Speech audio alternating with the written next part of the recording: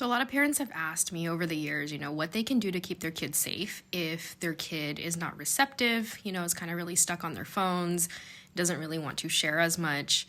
And I think the expectation is for me to share these techniques. These are the conversations you should have. No, guys, you need to experience more joy with your child. Whatever that means. Is it drawing? Is it going to the park? Is it going to the beach? Is it playing guitar? Is it whatever that is? There's a rupture in connection there. If they are giving you attitude and they're acting like they don't want to talk to you or they don't have time for you, it's a really tough pill to swallow.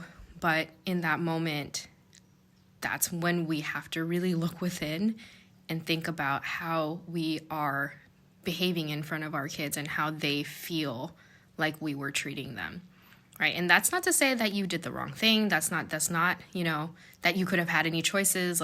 Work is work, life is life. There's a lot of stuff going on, but we have to honor and acknowledge and leave space for how they experienced that. We can do our very best as parents, and they can feel disconnected from us. They can feel neglected. They can feel like we didn't put in enough time to hang out with them. Both things are true.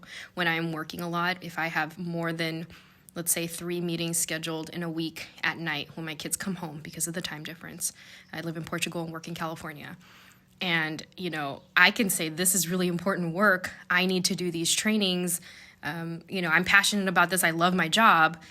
And they can also feel like, wow, mom worked literally the entire time I came home from school all the way until bedtime. And they can feel really sad about that and resentful about that. And they should be allowed to feel that way, right? It's my job to reconcile the two and figure out what my priorities are and how to navigate all of that. It's not on them. It's not on them to understand. So that can be a really difficult concept as well if we were not given the space to express those things when we were kids. But that's the actual work. If you have a kid that is not receptive to these types of conversations, and again, life is very fluid. Just because your kid is like this now doesn't mean that you can't rebuild that piece of relationship even within a few weeks, months. It depends on what has been ruptured, right?